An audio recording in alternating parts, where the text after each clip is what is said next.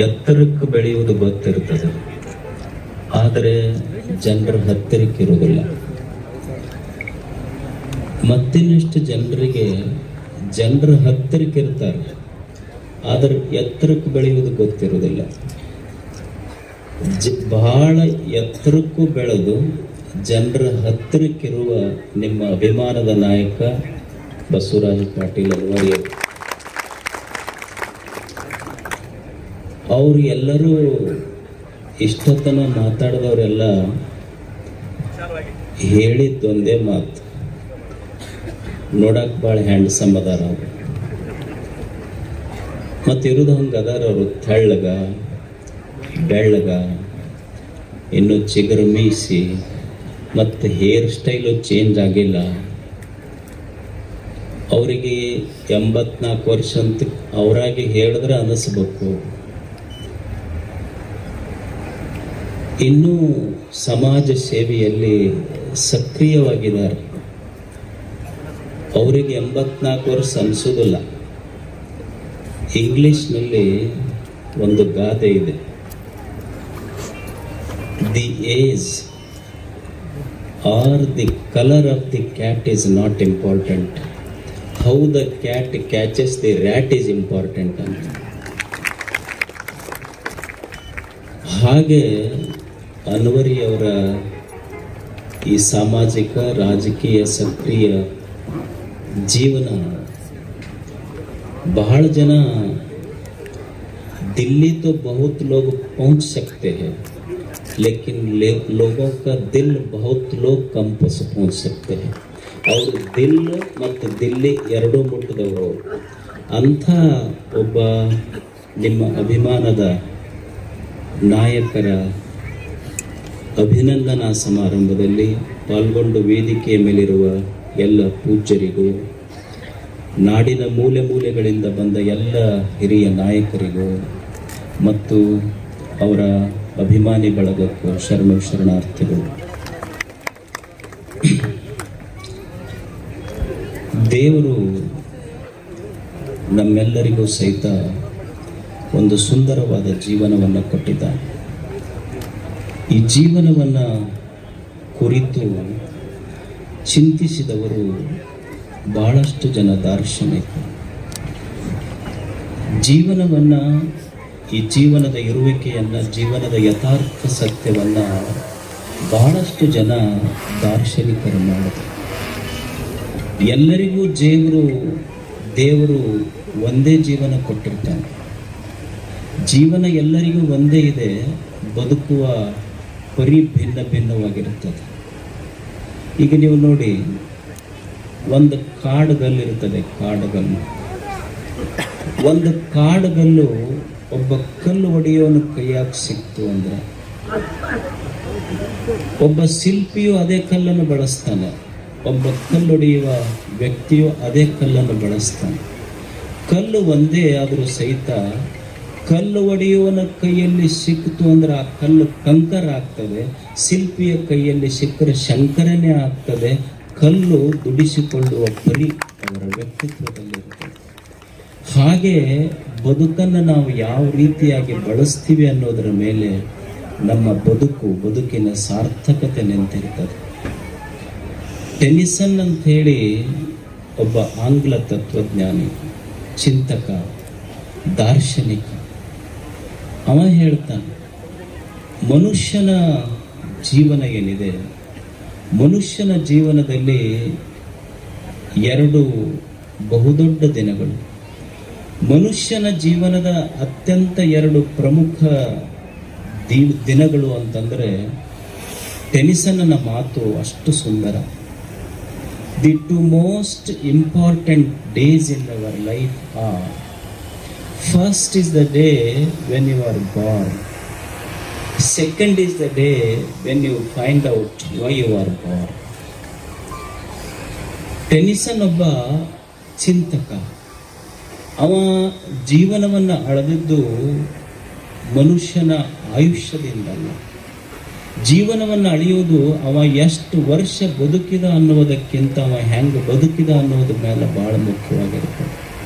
ಮನುಷ್ಯನ ಜೀವನವನ್ನು ಆಯುಷ್ಯಗಳಿಂದಲ್ಲ, ಅವ ಬದುಕಿದ ಸಾಧನೆ ಸಂತೃಪ್ತಿಗಳಿಂದ ಅವನ ಜೀವನವನ್ನು ಅಳೆಯಲ್ಪಡುತ್ತದೆ. ಟೆನಿಸನ್ನ ಮಾತು ಎಷ್ಟು ಸುಂದರ ಅಂದರೆ, ಅವ ಹೇಳ್ತಾನೆ, ಮನುಷ್ಯನ ಇಡೀ ಆಯುಷ್ಯನ ನಾವು ತಗೊಂಡಾಗ ಎರಡೇ 2 ದಿನ ಬಹಳ ಮುಖ್ಯ. ಒಂದು, ಅವ ತಾಯಿಯ ಗರ್ಭದಿಂದ ಈ ಭೂಮಿಗೆ ಬಂದಿದ್ದು ಅವನ ಹುಟ್ಟು. ಇನ್ನೊಂದು, ತಾನು ತಾಯಿಯ ಗರ್ಭದಿಂದ ಈ ಭೂಮಿಗೆ ಬಂದಿದ್ದು ಅವನ ಹುಟ್ಟಿನ ದಿನ. ಇನ್ನೊಂದು ಬಹುಮುಖ್ಯವಾದ ದಿನ ಯಾವುದು ಅಂದ್ರೆ, ದೇವ್ರು ನನಗೆ ಯಾಕೆ ಜನ್ಮ ಕೊಟ್ಟ ಅಂತ ಅವನ ತೆರೆಯೊಳಗೆ ಚಿಂತನೆ ಬರ್ತೈತಲ್ಲ, ಅದು 2ನೇ ಮುಖ್ಯ ದಿನ. ಯಾಕೆ ದೇವರು ನನಗೊಂದು ಜನ್ಮ ಕೊಟ್ಟ ಈ ಭೂಮಿಯ ಮೇಲೆ?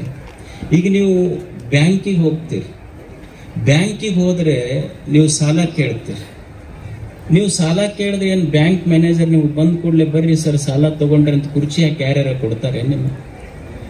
ಒಂದು ಸುಮ್ಮನೆ ಬ್ಯಾಂಕಿನೊಳಗೆ ನೀವು 1 ಲಕ್ಷ ರೂಪಾಯಿ ಸಾಲ ಕೇಳಿದ್ರೆ ನೀವು ಸೆಕ್ಯೂರಿಟಿ ಕೊಡಬೇಕು ಮತ್ತು ಶ್ಯೂರಿಟಿ ಕೊಡಬೇಕು, ಎರಡೂ ಕೊಡಬೇಕು. ಅಥವಾ ಏನಾದರೂ ಡೆಪಾಸಿಟ್ ಒತ್ತಿ ಇಡಬೇಕು ಅದಕ್ಕೆ. ನೀವು ಸುಮ್ಮನೆ ಬ್ಯಾಂಕಿನಲ್ಲಿ ಹೋಗಿ 1 ಲಕ್ಷ ರೂಪಾಯಿ ಸಾಲ ಕೇಳಿದ್ರೆ ನೀವು ಏನಾದರೂ ಡೆಪಾಸಿಟ್ ಇಟ್ಟರಷ್ಟೇ ನಿಮಗೆ 1 ಲಕ್ಷ ರೂಪಾಯಿ ಸಾಲ ಕೊಡ್ತಾರೆ. 1 ಲಕ್ಷ ರೂಪಾಯಿ ಸಾಲಕ್ಕೆ ನಿಮ್ಮನ್ನು ಏನಾದರೂ ಒಂದು ವಸ್ತುವನ್ನು ಒತ್ತೆ ಇಟ್ಟುಕೊಂಡು ನಿಮಗೆ ಸಾಲ ಕೊಡ್ತಾರೆ. ದೇವರು 100 ವರ್ಷದ ಬದುಕನ್ನ without any security any surety, 100 ವರ್ಷದ ಬದುಕನ್ನು ನಮ್ಮ ಉಡಿಯೊಳಗೆ ಹಾಕಿ ಕಳಿಸಿದ್ನಲ್ಲ, ಯಾವ ಗ್ಯಾರಂಟಿ ಅಂದ್ರೆ ನಮ್ಮ ಮನುಷ್ಯರ ಮೇಲೆ ಒಳ್ಳೆಯದಾಗಿ ಬದುಕ್ತಾನ ಅನ್ನೋ ಭರವಸೆಯಿಂದ 100 ವರ್ಷಗಳ ಬದುಕನ್ನು ಇಂಥ ಬದುಕಿದೆಯಲ್ಲ, ಇದನ್ನ ಜ್ಞಾನಿಗಳು ಚಿಂತಕರು ವಿಮರ್ಶೆ ಮಾಡಿದ್ರು. ಅಂದ್ರೆ ಜೀವನವನ್ನ ದರ್ಶನ ಮಾಡಿಕೊಳ್ಳುವ ಪರಿ ಅಷ್ಟು ಭಿನ್ನ ಭಿನ್ನ. ಬಸವಣ್ಣವರು ಯಾರೋ ಗೋಡೆಯ ಮೇಲೆ ದೀಪ ಇಟ್ಟಿದ್ರು. ದೀಪ ನೋಡಿ ಸುಮ್ಮನೆ ಗೋಡೆಯ ಮೇಲೆ ದೀಪ ಇಟ್ಟದ್ದನ್ನು ನೋಡಿ ಬಸವಣ್ಣವರಿಗೆ ಜೀವನ ದರ್ಶನ ಆಯ್ತು. ಜೀವನ ಅಂದ್ರೆ ಗಾಳಿಗಿಟ್ಟ ದೀಪ ಇದ್ದಂಗ ಯಾವಾಗ ಆರ್ತೈತೆ ಗೊತ್ತಿಲ್ಲ. ಶಂಕರರಿದ್ರು. ಶಂಕರರು ಸುಮ್ಮನೆ ದಾರಿಯಲ್ಲಿ ಹೋಗ್ತಿದ್ರು. ಒಂದು ಹುಲ್ಲಿನ ಮೇಲೆ ಒಂದು ಸಣ್ಣ ಇಬ್ಬನಿಯ ನೀರಿನ ಹನಿ ಬಿದ್ದಿತ್ತು. ಅದನ್ನು ನೋಡಿದಂಥ ಶಂಕರನಿಗೆ ಜೀವನ ದರ್ಶನ ಆಯ್ತು. ನಲಿನಿ ದಲಗತ ಜಲಮತಿ ತರಲಂ ತದ್ವತ್ ಜೀವಿತ ಮತಿಶಯ ಚಪಲ. ಅವರಿಗೆ ಜೀವನ ದರ್ಶನ ಹೆಂಗಂದ್ರ, ಅವರಂತರ ಒಂದು ದಾರಿಯಲ್ಲಿ ಬೆಳಗ್ಗೆ ಹೋಗುವಾಗ ಒಂದು ಹುಲ್ಲಿನ ಕಡ್ಡಿ ಬಿದ್ದಿತ್ತು. ಹುಲ್ಲಿನ ಮೇಲೆ ಒಂದು ಇಬ್ಬನಿಯ ಹನಿ ಬಿದ್ದಿತ್ತು. ಬೆಳಿಗ್ಗೆ ಸೂರ್ಯೋದಯ ಆ ಅರುಣೋದಯಕ್ಕೆ ಇಬ್ಬನಿಯ ಹನಿ ಹಂಗಿತ್ತು ಅಂದ್ರೆ ಬಂಗಾರ ಹೊಳೆದಂಗೆ ಹೊಳಿತಿತ್ತು. ಒಂದು ಕ್ಷಣಕ್ಕೆ ಹಿಂಗೆ ಗಾಳಿ ಬಿಟ್ಟು ಕೂಡ್ಲೇನೆ ಇಬ್ಬನಿಯ ಹನಿ ನೆಲಕ್ಕುರುಳಿ ಮಣ್ಣಲ್ಲೇ ಮಣ್ಣಾಗಿ ಹೋಗ್ತು. ಇದು ಶಂಕರರ ಜೀವನ ದರ್ಶನ. ಏನಂದ್ರೆ ಮನುಷ್ಯನ ಜೀವನವು ಸಹಿತ ಇಷ್ಟೇ. ಇದು ಇಬ್ಬನಿಯ ಹನಿ ಇದ್ದಂಗ ಹೆಂಗ ಗಾಳಿಗೆ ಇಬ್ಬನಿಯ ಹನಿ ಬಿದ್ದು ಮಣ್ಣಲ್ಲಿ ಮಣ್ಣಾಗಿ ಹೋಗ್ತೋ, ಹಾಗೆ ಕಾಲನ ಗಾಳಿಗೆ ಈ ಜೀವನವು ಒಂದು ದಿವಸ ಮಣ್ಣಲ್ಲಿ ಮಣ್ಣಾಗಿ ಹೋಗ್ತದೆ. ಇದು ಶಂಕರರ ದರ್ಶನ. ಬುದ್ಧನ ದರ್ಶನ ಎಷ್ಟು ಅದ್ಭುತ ಜೀವನದ್ದು. ಬುದ್ಧ ಶಿಷ್ಯರಿಗೆ ಕೇಳ್ತಾನೆ, ಮನುಷ್ಯನ ಆಯುಷ್ಯ ಎಷ್ಟು ಅಂತ. ಯಾರೋ ಒಬ್ರು 100 ವರ್ಷ ಅಂತ ಹೇಳ್ತಾರೆ ಶಿಷ್ಯ. ಇನ್ನೊಬ್ಬ ಶಿಷ್ಯ ಅಂತ ಬುದ್ಧ ಅಂತಾನೆ 100 ವರ್ಷದಲ್ಲಿ ಎಷ್ಟೋ ಮಂದಿ 70-80 ವರ್ಷಕ್ಕೆ ತೀರ್ಕೊಂಡಿಲ್ಲ. ಇನ್ನೊಬ್ಬ ಶಿಷ್ಯ ಹೇಳ್ತಾನೆ, ಇಲ್ಲ, ವ್ಯಕ್ತಿಯ ಆಯುಷ್ಯ 60 ವರ್ಷ. ಬುದ್ಧ ಸಮಾಧಾನದಿಂದ ಹೇಳ್ತಾನೆ, ಮನುಷ್ಯನ ಆಯುಷ್ಯ 100 ವರ್ಷ ಅಲ್ಲ, ಮನುಷ್ಯನ ಆಯುಷ್ಯ 75 ವರ್ಷ ಅಲ್ಲ, ಮನುಷ್ಯನ ಆಯುಷ್ಯ 60-50 ವರ್ಷಗಳು ಅಲ್ಲ. ಮನುಷ್ಯನ ಆಯುಷ್ಯು ಕೇವಲ ಒಂದು ಕ್ಷಣ. ಮನುಷ್ಯನ ಆಯುಷ್ಯು ಒಂದು ಕ್ಷಣ. ನಿಮಗನ್ನಿಸ್ಬೋದು 100 ವರ್ಷ 110 ವರ್ಷ ಬದುಕಿದವರನ್ನು ನಾವು ನೋಡಿವಲ್ರಿ, ಆದ್ರೂ ಒಂದು ಕ್ಷಣ ಅಂತ ನೀವು ಯಾಕೆ ಹೇಳ್ತೀರಿ? ಬುದ್ಧನ ಜೀವನ ದರ್ಶನ ಎಷ್ಟು ದೊಡ್ಡದು, ಜೀವನದ ವಿಮರ್ಶೆ ಎಷ್ಟು, ತತ್ವಜ್ಞಾನದ ಒಂದು ವಿಮರ್ಶೆ ಎಷ್ಟು ದೊಡ್ಡದು ಅಂದ್ರ, ಬುದ್ಧ ಜೀವನವನ್ನ ಕ್ಷಣಿಕ ಅಂತ ಕರೆದ. ಯಾಕಂದ್ರೆ ಬುದ್ಧ ಹೇಳ್ತಾನೆ, ಜೀವನ ಯಾಕೆ ಕ್ಷಣಿಕ ಅಂದ್ರೆ, ನೀವೆಲ್ಲರೂ ಸುಮ್ಮನೆ ವಿಚಾರ ಮಾಡ್ರಿ. ತಾಯಿಯ ಗರ್ಭದಿಂದ ಈ ಭೂಮಿಗೆ ಬಂದಾಗ ಒಂದು ಮಗು ಮಾಡುವ ಮೊದಲ ಕೆಲಸ ಏನು ಹೇಳಿ? ತಾಯಿಯ ಗರ್ಭದಿಂದ ಒಂದು ಮಗು ಈ ಭೂಮಿಗೆ ಬಂದಾಗ ಮಾಡುವ ಮೊದಲ ಕೆಲಸ ಅಂದ್ರನೇ ಉಸಿರು ತಗೊಳ್ಳೋದು. ಅಂದ್ರೆ ಉಸಿರು ತಗೊಂಡ ಅಂದ್ರೆ ಅವ ಹುಟ್ಟದ ಅಂತ ಅರ್ಥ. ಮನುಷ್ಯ ಈ ಭೂಮಿಯನ್ನು ಬಿಟ್ಟು ಹೋಗುವಾಗ ಕೊನೆಗೆ ಮಾಡುವ ಕೆಲಸ ಅಂದ್ರೆ ಉಸಿರು ಬಿಡುದು. ಉಸಿರು ಬಿಟ್ಟ ಅಂದ್ರೆ ಸತ್ತ ಅಂತ ಅರ್ಥ. ಭೂಮಿಗೆ ಬಂದಾಗ ಮೊದಲು ಮಾಡಿದ್ದ ಕೆಲಸ ಉಸಿರು ತಗೊಂಡಿದ್ದು ಹುಟ್ಟದ ಅಂತ ಅರ್ಥ. ಈ ಭೂಮಿಯನ್ನು ಬಿಟ್ಟು ಕೊನೆಗೆ ಹೋಗುವಾಗ ಮಾಡಿದ ಕೆಲಸ ಅಂದ್ರೆ ಉಸಿರು ಬಿಡುವುದು. ಉಸಿರು ಬಿಟ್ಟ ಅಂದ್ರೆ ಸತ್ತ ಅಂತ ಅರ್ಥ. ಬುದ್ಧನ ವಿಮರ್ಶೆ ಎಷ್ಟು ಚಲೋ ಅಂದ್ರ, ಬುದ್ಧ ಯಾಕೆ ಕ್ಷಣಿಕ ಅಂತಾನ ಜೀವನ ಅಂದ್ರ, ಒಬ್ಬ ಮನುಷ್ಯ ಉಸಿರು ಬಿಟ್ಟ ಅಂದ್ರ, ಉಸಿರು ತಗೊಂಡ ಅಂದ್ರ ಜೀವಂತ, ಉಸಿರು ಬಿಟ್ಟ ಅಂದ್ರ ಸತ್ತ ಅಂತೀವಲ್ಲ. ಹಾಗಿದ್ರೆ ಪ್ರತಿ ಕ್ಷಣ ಉಸಿರು ಬಿಡುತ್ತೇವೆ, ಪ್ರತಿ ಕ್ಷಣ ಉಸಿರು ತಗೊಳ್ತೇವೆ. ಬಿಟ್ಟ ಉಸಿರು ನಾವು ತಗೊಳ್ತೀವಂತ ಯಾವ ಗ್ಯಾರಂಟಿನೂ ಇಲ್ಲಲ್ಲ. ಅದಕ್ಕೆ ಬದುಕು ಕ್ಷಣಿಕ ಅಂತ ಬುದ್ಧ ವಿಮರ್ಶೆ ಮಾಡ್ತಾರೆ. ಅಂದ್ರೆ ಈ ಜೀವನ ಇರುವುದು ಕ್ಷಣಿಕ, ಇದು ಅಷ್ಟೇ. ರೊಟ್ಟಿ ಕಾಳ ಕೂಡಿ ಹೆಂಗ್ ರೊಟ್ಟಿಯೋ, ಎಳಿ ಕೂಡಿ ಕಾಳ ಕೂಡಿ ರೊಟ್ಟಿ, ಎಳಿ ಕೂಡಿ ಬಟ್ಟಿ, ಕ್ಷಣ ಕೂಡಿ ಒಂದು ಜೀವನ ಕಟ್ಟುವುದು ಕ್ಷಣಗಳಿಂದ ಕಟ್ಟುತ್ತದೆ. ಮನುಷ್ಯ ದೇವರು ಏನ್ ಈ ಕ್ಷಣ ಕೊಟ್ಟಾನಲ್ಲ, ಈ ಕ್ಷಣವನ್ನ ಸಂತೋಷದಿಂದ ಕಳಿಬೇಕಾಗ್ತದೆ. ಮನುಷ್ಯನ ಬದುಕು ಕಟ್ಟುವುದು ಕ್ಷಣಗಳಿಂದನೇ ಸಂತೋಷವಾಗಿ ಕಟ್ಟಬೇಕು ಜೀವನ. ಈಗ ನೀವು ನೋಡಿ, ಒಂದು ಕೋಗಿಲೆ ಇರ್ತದೆ, ಕೋಗಿಲೆ ಹಾಡ್ತದೆ. ಹಾಡುವ ಕೋಗಿಲೆ ಯಾವಾಗ ಹಾಡ್ತೈತಿ ಅಂದ್ರ, ಮಾವಿನ ಚಿಗುರು ಬರ್ತೈತಿ, ಇನ್ನೂ ಹಣ್ಣು ಬಿಟ್ಟಿರೋದಿಲ್ಲ ಗಿಡದಾಗ, ಬರೇ ಚಿಗುರು ಬಿಟ್ಟಿರ್ತೈತಿ. ಹಣ್ಣು ಬಿಟ್ಟಿಲ್ಲ ಗಿಡದಾಗ, ಬರೇ ಚಿಗುರು ತಿಂದ ಕೋಗಿಲೆ ಹಾಡ್ಲಿಕ್ಕೆ ಶುರು ಮಾಡತೈತಿ. ಕೋಗಿಲೆ ಕುಣಿಲಿಕ್ಕೆ ಶುರು ಮಾಡುತ್ತದೆ. ಯಾವಾಗ ಕುಣಿತೈತಿ ಕೋಗಿಲೆ ಅಂದ್ರ, ಮಳಿ ಬಂದಿಲ್ಲ, ಬರೇ ಮೇಘಗಳು ಬಂದು ಗರ್ಜನೆ ಮಾಡಿದ್ರೆ ಸಾಕು, ಗುಡುಗು ಹಾಕ್ತೈತಲ್ಲ, ಮೇಘಗಳು ಗುಡುಗಿದ್ರೆ ಸಾಕು, ಮೇಘಗಳ ಗರ್ಜನೆ ಕೇಳಿದ್ರೆ ನವಿಲು ಕುಣಿಲಿಕ್ಕೆ ಶುರು ಮಾಡ್ತಾರೆ. ನವಿಲು ಮಳಿ ಬಂದಿಲ್ಲ, ಬರೇ ಮೇಘಗಳು ತೇಲಿ ಗರ್ಜನೆ ಮಾಡಿದ್ರ ನವಿಲು ಕುಣಿತಿತ್ತು. ಗಿಡದಾಗ ಹಣ್ಣ ಬಿಟ್ಟಿಲ್ಲ, ಬರೇ ಚಿಗುರು ಬಂದಿತ್ತು, ಚಿಗುರು ತಿಂದು ಕೋಗಿಲೆ ಹಾಡ್ತಿತ್ತು. ಮಾವಿನ ಗಿಡದಾಗ ಹಣ್ಣು ಬಿಟ್ಟು ಮನಿ ತುಂಬಾ ಹಣ್ಣು ತುಂಬಿದ್ರು ಮನುಷ್ಯ ಅಳ್ಕೊಂತ ಕುಂತಿದ್ದ. ಅದು ಒಂದು ಗಿಡ ಕೇಳ್ತವನಿಗೆ ಅಲ್ಲ, ನವಿಲಿಗೆ ಬರೇ ಮೇಘಗಳು, ಮಳಿನ ಬಂದಿಲ್ಲ, ಬರೇ ಮೇಘಗಳು ಗರ್ಜನೆ ಮಾಡ್ಯಾವ, ಆದ್ರೂ ಅದು ಕುಣ್ಯಾಕತ್ತು, ಡ್ಯಾನ್ಸ್ ಮಾಡಾಕತ್ತೈತಿ. ಕೋಗಿಲೆಗೆ ಹಣ್ಣಲ್ಲ, ಬರೇ ಚಿಗುರು ಬಿಟ್ಟರೆ ಚಿಗುರು ತಿಂದಷ್ಟು ಸಂತೋಷದಿಂದ ಹಾಡಾಕತ್ತು. ದೇವ್ರು ನಿನ್ನ ಮನಿ ತುಂಬಾ ಮಾವಿನ ಹಣ್ಣು ತುಂಬಿದ್ರು ನೀ ಯಾಕಳಾಕತ್ತಿ ಅಂತ ಮನುಷ್ಯ ಕೇಳ್ದ. ಮನುಷ್ಯ ಅಂದ, ಇಲ್ಲಿ ಇನ್ನು ಮಾವಿನ ಹಣ್ಣಿಗೆ ರೇಟ ಸಿಗುವಲ್ ನನಗಂತೀವ ಅಂತ. ನಮಗ್ ರೇಟ್ ಸಿಗುವಲ್ದು. ದೇವರು ಆ ಮಾವಿನ ಗಿಡಕ್ಕೆ ಕೇಳ್ದ, ಅಲ್ಲ ನಾನು ಇಷ್ಟೆಲ್ಲ ಮಾಡೀನಿ, ನವಿಲಿಗೆ ಬರೇ ನೀರ ಕೊಟ್ಟಿಲ್ಲ, ಮೇಘ ಗರ್ಜನೆ ಮಾಡಿದ್ರೆ ಕುಣ್ಯಾಕತ್ತಿತ್ತು, ಇದಕ್ಕೆ ಹಣ್ಣು ಕೊಟ್ಟಿಲ್ಲ ಕೋಗಿಲಿಗೆ, ಬರೇ ಚಿಗುರು ಕೊಟ್ರ ಇದು ಹಾಡಾಕತ್ತಿತ್ತು. ಈ ಮನುಷ್ಯಾಗ ಮನಿ ತುಂಬಾ ಹಣ್ಣು ತುಂಬಿನಿ, ಆದ್ರೂ ಒಳತನಲ್ಲ ಯಾಕ ಅಂತ. ಇವ ಮನಿ ತುಂಬಾ ಹಣ್ಣು ತುಂಬಿದ್ರು ಇವ ಯಾಕೆ ಅಳತಾನ ಅಂತ.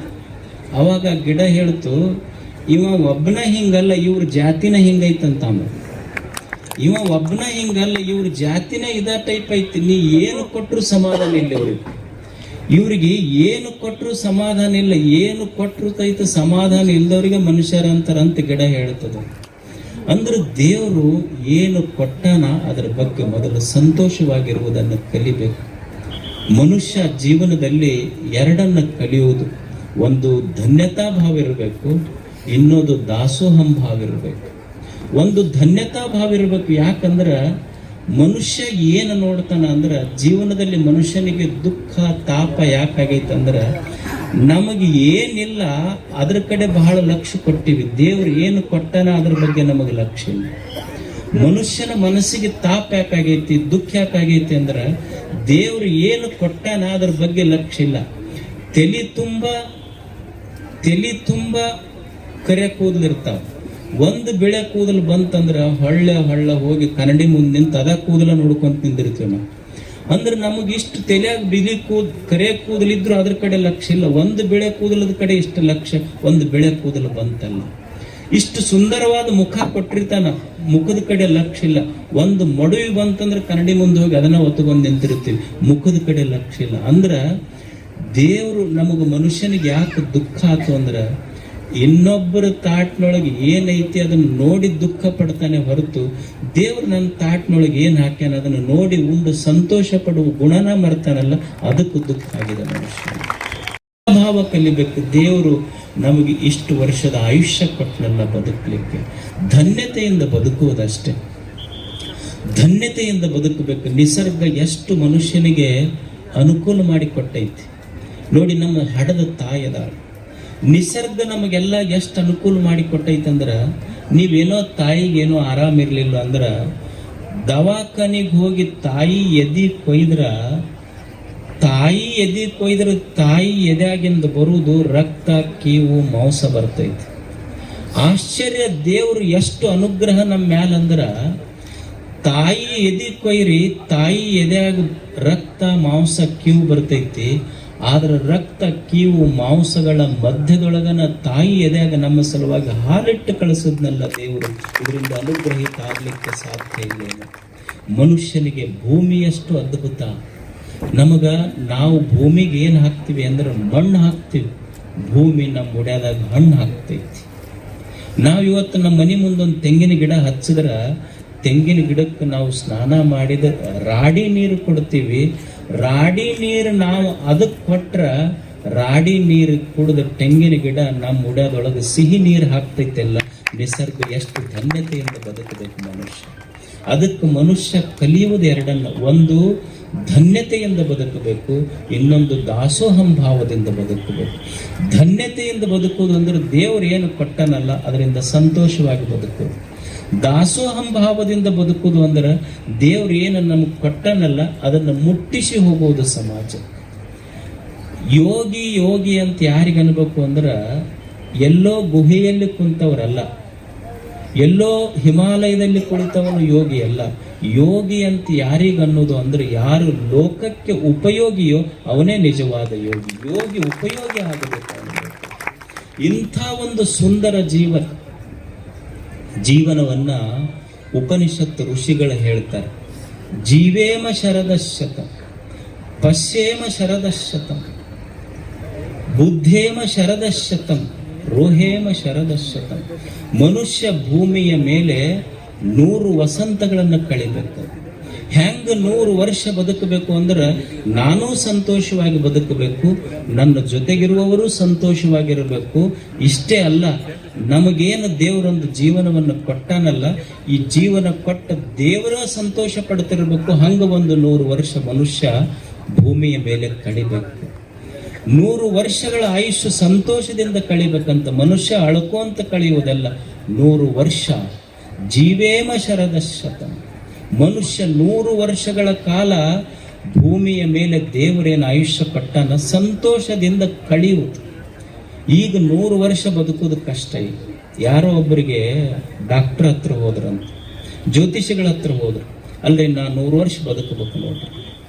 ಅವ್ರು ಎಲ್ಲ ತೆಗೆದು ನೋಡಿದ್ರು, ಪಾಪ ಕುಂಡ್ಲಿ ಗಿಡ್ಲಿ ಇಲ್ಲಪ್ಪ, ಈಗೆಲ್ಲ ಬಹಳ ರೋಗಗಳು ಬಂದಾವ, 100 ವರ್ಷ ಬದುಕಕ್ಕಾಗೋದಿಲ್ಲ. ಅವಾಗ ಮತ್ತವ ಡಾಕ್ಟರ್ ಹತ್ರ ಹೋದ್ನಂತ. ಡಾಕ್ಟರ್ ಹತ್ರ ಹೋಗಿ ನಾವು 100 ವರ್ಷ ಬದುಕ್ಬೇಕು ನೋಡ್ರಿ, ಏನ್ ಮಾಡಬೇಕು? ಅವರು ವೈದ್ಯರು ಹೇಳಿದ್ರು 100 ವರ್ಷ ಬದುಕೋದು ಈ ಮೆಡಿಕಲ್ಗೆ ದೊಡ್ಡ ಸವಾಲ್ ಐತಿ, ಎಷ್ಟು ರೋಗಗಳು ಬಂದಾವ, ಈಗ 100 ವರ್ಷ ಬದುಕೋದು ಕಷ್ಟ. ಅವ ಮತ್ತೊಬ್ಬ ಜ್ಯೋತಿಷಿಗಳ ಹತ್ರ ಹೋದ, ಇವ್ರದ್ದು ಸಮಾಧಾನ ಆಗ್ಲಿಲ್ಲ. ಅವ್ರ ಜ್ಯೋತಿಷಿಗಳು ಎಲ್ಲ ಗುಣಿಸಿ ಇವನ ಹೆಸರು ತಗೊಂಡು ಜಾತಕ ತಗೊಂಡು ಅವ್ರು ಹೇಳಿದ್ರು 100 ವರ್ಷ ಬದುಕ್ತೇನೆನ್ರಿ ಅಂತ ಕೇಳ, ಬದುಕ್ಬೇಕಲ್ರಿ ಏನು ಮಾಡ್ಬೇಕು? ಅವಾಗ ಅವ್ರ ಜ್ಯೋತಿಷಿಗಳು ಹೇಳಿದ್ರು 100 ವರ್ಷ ಬದುಕ್ಬೇಕಂದ್ರೆ ಲಗ್ನ ಮಾಡ್ಕೊ ಅಂದ್ರು ಅವ್ರು. ಅವಾಗ ಅವ ಕೇಳ್ದ, ಅಲ್ಲ ಲಗ್ನ ಮಾಡ್ಕೊಂಡ್ರೆ 100 ವರ್ಷ ಬದುಕ್ತೇವೆ ಅಂದ್ರು. ಇಲ್ಲ, ಲಗ್ನ ಮಾಡ್ಕೊಂಡ್ರೆ 100 ವರ್ಷ ಏನು ಬದುಕುದಿಲ್ಲ, 100 ವರ್ಷ ಬದುಕ್ಬೇಕನ್ನೋ ತಲೆಯಾಗಿನ ಹುಚ್ಚು ಬಿಡ್ತೈತಿ ನಿನಗಂತ ಹೇಳಿದ್ರು. ಮೊದಲು ನಿನ್ ತಲೆಯಾಗಿಂದ ಹುಚ್ಚು ಬಿಡ್ತೈತೆ. ಋಷಿ ಅಂತ 100 ವರ್ಷ ಬದುಕಬೇಕು. ಹೆಂಗ ಬದುಕಬೇಕು ಅಂದ್ರೆ ಜೀವೇಮ ಶರದಶತಂ. 100 ವರ್ಷ ದೇವರು ಕೊಟ್ಟಾನಲ್ಲ, ದೇವರ ಸಂತೋಷ ಪಡ್ತಿರ್ಬೇಕು, ಹಂಗ ಬದುಕಬೇಕು. ಬುದ್ಧೇಮ ಶರದಶತಂ. ಹೆಂಗ ಬದುಕಬೇಕು ಅಂದ್ರೆ ಚಲೋ ಚಲೋ ಚಲೋ ವಿಚಾರಗಳಿಂದ ಬೆಳಿಗ್ಗೆ ಎದ್ದಾಗ ಮನುಷ್ಯನ ತಲೆಯಾಗ ಚಲೋ ವಿಚಾರ ಇಟ್ಟುಕೊಂಡು ಹೇಳೋದು. ಭಿಕ್ಷುಕರು ಅಂದ್ರೆ ಬೆಳಗ್ಗೆದ್ದು ಯಾರ ತಾಟಿನೊಳಗೆ ಅನ್ನ ಇಲ್ಲ, ರೊಟ್ಟಿ ಇಲ್ಲ, ಯಾರ ತಟ್ಟೆಯಲ್ಲಿ ಬೆಳಗ್ಗೆದ್ದಾಗ ರೊಟ್ಟಿ ಇಲ್ಲ ಅವ ಭಿಕ್ಷುಕ ಅಲ್ಲ. ಬೆಳಗ್ಗೆದ್ದಾಗ ಯಾರ ತಲೆಯೊಳಗೆ ಚಲೋ ವಿಚಾರ ಇಲ್ಲಲ್ಲ ಅವ ನಿಜವಾದ ಭಿಕ್ಷುಕ ಆಗ್ತಾನೆ. ಬೆಳಗ್ಗೆದ್ದಾಗ ಚಲೋ ವಿಚಾರಗಳಿರ್ಬೇಕು. ನಮಗೇನೈತಿ, ಕಾಲಾಗ ಬ್ರ್ಯಾಂಡೆಡ್ ಹಾಕೊಂತೀವಿ, ನಾವು ಪಾದರಕ್ಷೆ ಖರೀದಿ ಮಾಡ್ತೀವಿ, ಏನಂತೀವಿ ಅಂದ್ರೆ ಬ್ರ್ಯಾಂಡೆಡ್ ಇರ್ಬೇಕಂತ. ಮನುಷ್ಯನ ಬದುಕು ಯಾಕೆ ಹೀನಾಯ ಆಗೈತಿ ಅಂದ್ರೆ ನಮ್ಮ ಕಾಲಾಗ ಬ್ರ್ಯಾಂಡೆಡ್ ಅದಾವ, ಆದ್ರೆ ತಲೆಯಾಗ ಬ್ರ್ಯಾಂಡೆಡ್ ವಿಚಾರಗಳಿಲ್ಲ ಅಷ್ಟೇ. ಕಾಲಾಗಲ್ಲ, ತಲೆಯಾಗ ಬ್ರ್ಯಾಂಡೆಡ್ ವಿಚಾರಗಳನ್ನ ಇಟ್ಟುಕೊಂಡು ಬದುಕಬೇಕು ಮನುಷ್ಯ. ಜೀವೇಮ ಶರದಶತಂ, ಬುದ್ಧೇಮ ಶರದಶತಂ, ರೋಹೇಮ ಶರದಶತಂ. ಮನುಷ್ಯ ಬದುಕಿನ ಹೆಜ್ಜೆಗಳನ್ನು ಹಾಕ್ತಾ ಇರಬೇಕು.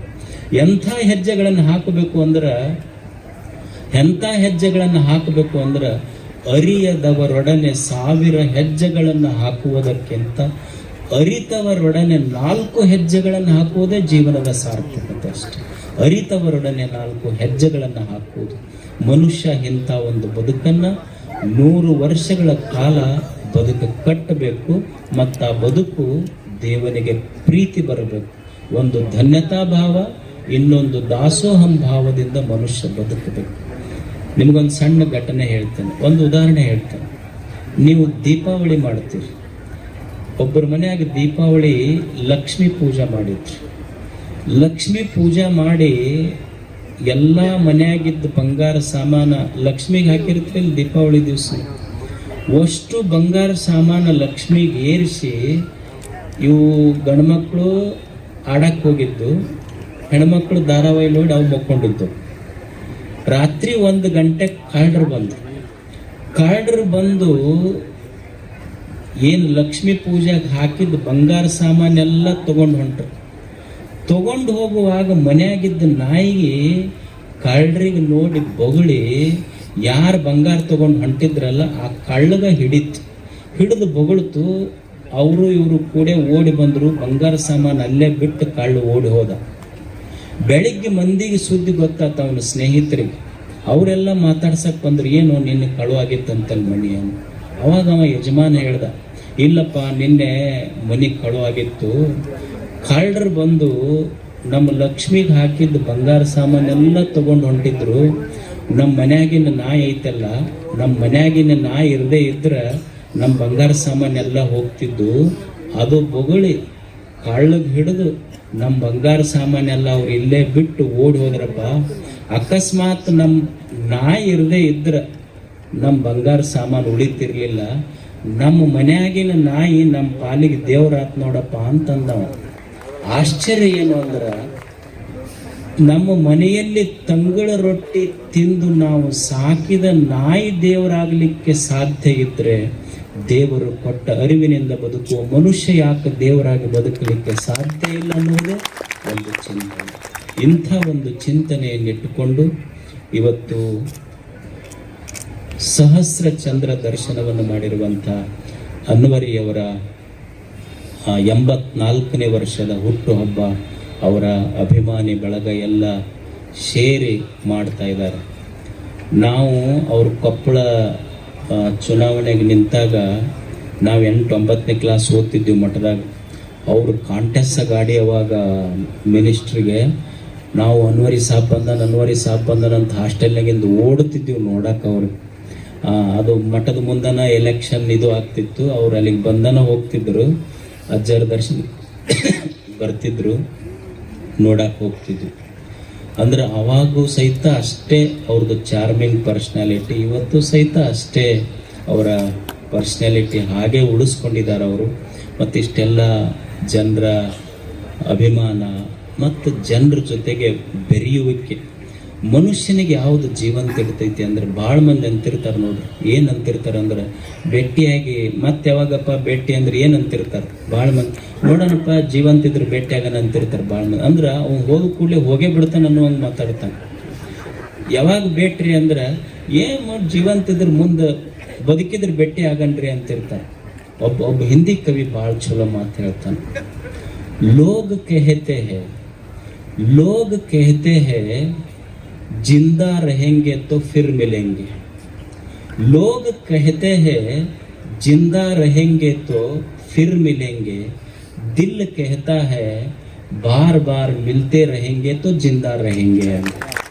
ಅದಕ್ಕೆ ಮನುಷ್ಯ ಪ್ರತಿಕ್ಷಣ ಪ್ರೀತಿಯಿಂದ ಸಮಾಜದ ಸೇವೆಯಲ್ಲಿ ತೊಡಗಿಸ್ಕೊಂಡ್ರೆ ಅವ ಬಹುದಿನಗಳ ಕಾಲ ಬದುಕ್ತಾನೆ ಅಂತ. ಅವರಿಗೆ ದೇವರು ದೀರ್ಘಾಯುಷ್ಯ, ಸಂಪತ್ತು, ಆನಂದ ಜೊತೆಗೆ ಅವರ ಅಭಿಮಾನ ಇದು ಸದಾ ಇರಲಿ ಅಂತ ಹಾರೈಸಿ ನಮ್ಮ ಮಾತುಗಳನ್ನು ಮುಗಿಸ್ತಾ ಇದ್ದೇವೆ. ತಮಗೆಲ್ಲರಿಗೂ ಶರಣ.